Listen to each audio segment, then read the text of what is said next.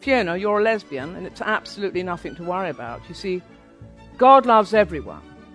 Paedophiles, serial killers, rapists, even lesbians. When we started, you had 7 demons. Wow. And? While we were doing it, 5 more came in.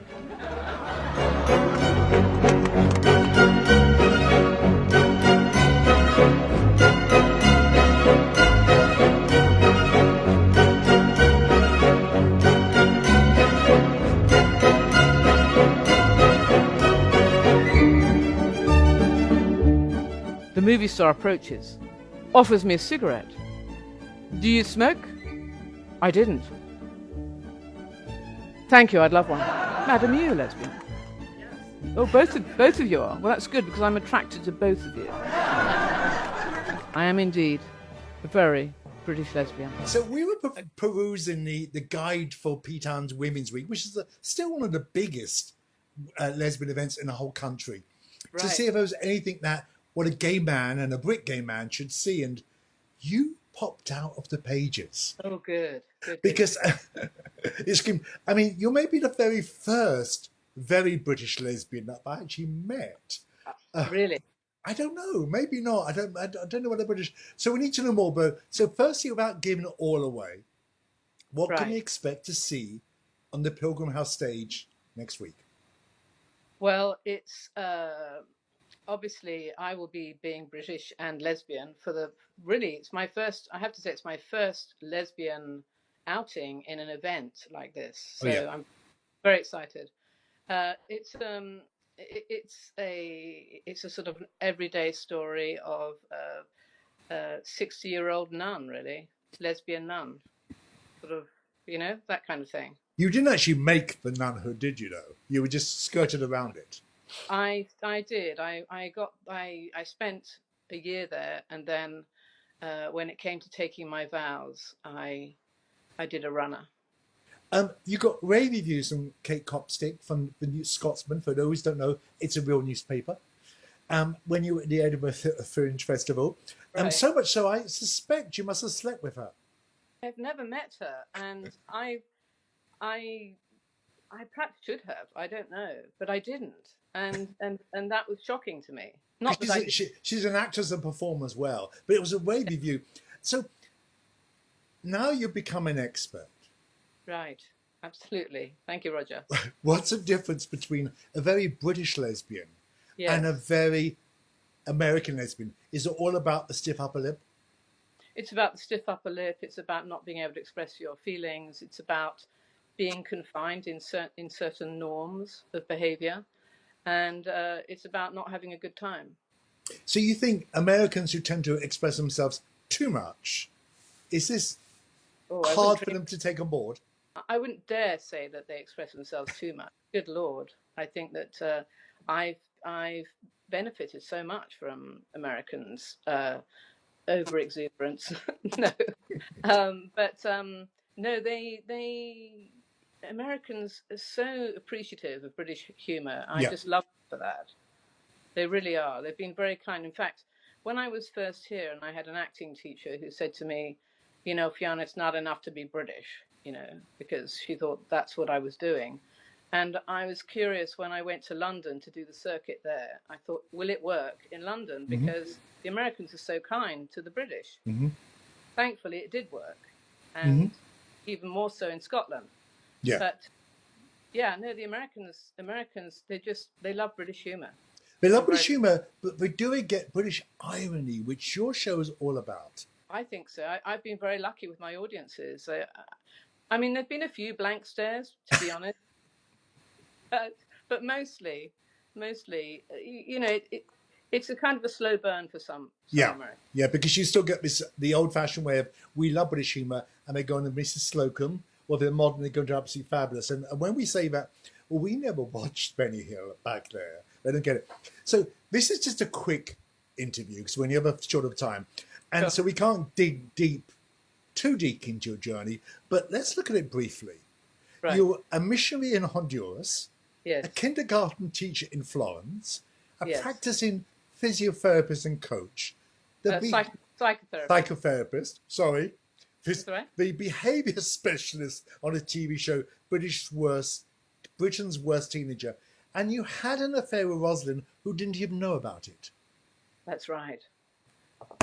I mean, where do we start? Well, I don't know what to say to you. I can't justify any of this. Where's Rosalind now? Rosalind, do you know? I don't know. I lost touch with her. She actually, this is a terrible thing to say on an interview. She had a motorbike accident, and that's why I never saw her again. She didn't die. She's fine. So we have to go to the show to find out more. So on all that usually when I'm talking to a performer, it's where they're performing, but with you, it's where you've been living and doing. Is there a favourite part apart from almost being Jesus's bride in your past? Yes, I think it was my favourite part. Probably is my relationship with Bob, who took me away to Alderney on a small plane, and I had to put myself through heterosexual sex, which I was determined to do. At the age of 42, I thought it was probably something one had to do, especially if you're trying to be straight as hard as I was. Yeah. So, he was helpful in that I didn't enjoy it very much. And now he's worried that, and all future Bobs will be worried they just fodder for the next play. Everybody is. You are right. When you came in late, does that mean you're in LA? Are you making up for lost time? I would like to say that I am absolutely making up for time. I walk on the beach a lot. I do a lot of yoga. Mm-hmm. If that's making up for lost time. But I couldn't possibly go into that kind of detail. Okay, but you're coming to P-Town as a P-Town virgin in the middle of the week where there's the most women around. Now, what do we expect from that? What do I expect from the most women being around? We're all as women. I'm excited. I'm just really excited. I don't know.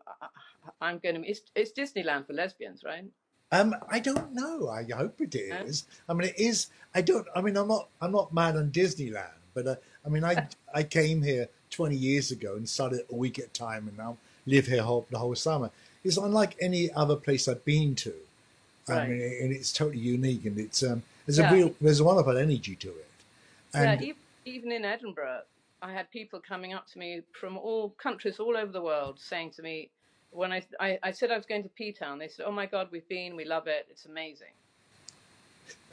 I'd never heard of it. So. Well, so where does the play go next?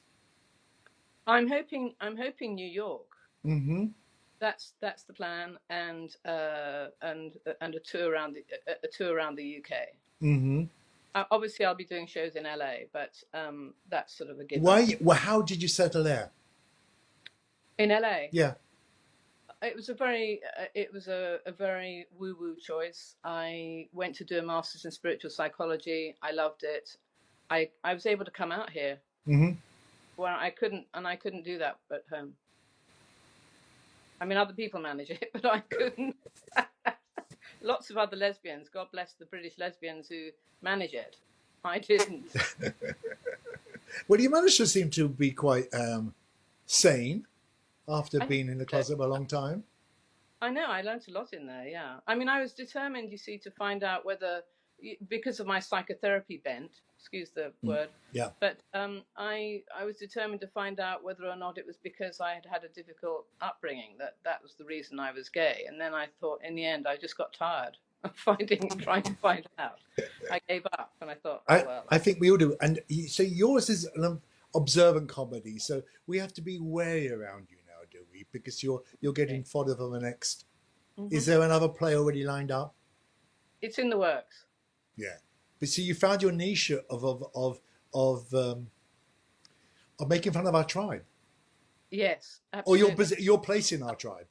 Well, I think I'm making more fun of me than I salute the lesbians who've been brave and get out there and live lives and have children and families and cars and fishing rods. I really do. But it's taken me. I've just been a slow learner. What can I say? Well, it's never too late for a fishing rod of a car. I don't want to. I don't want to much use there. Well, we wish you the greatest best of luck here in P-Town. They're a very kind audience, and it's a fun place to be. You couldn't be in a better place. And let's hope our paths cross again. Thank you, Roger. So appreciate it. Oh, good. Good to talk to you. Bye-bye now. Bye-bye. The problem is women. They're bloody everywhere. I was on the top of a mountain on my way to becoming a nun-sensation.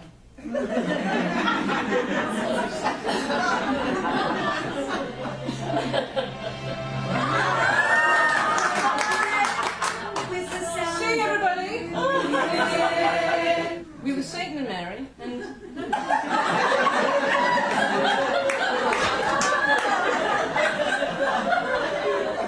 and we were both going to hell. In the name of Jesus, we command you, Satan, to let our sister go. The blood of Jesus is against you. Acapulco. Tiramisu. Small detail, she has dragged downstairs a double mattress. And then we lie down, collapsed into laughter, because the 100-year-old 90s keep ripping.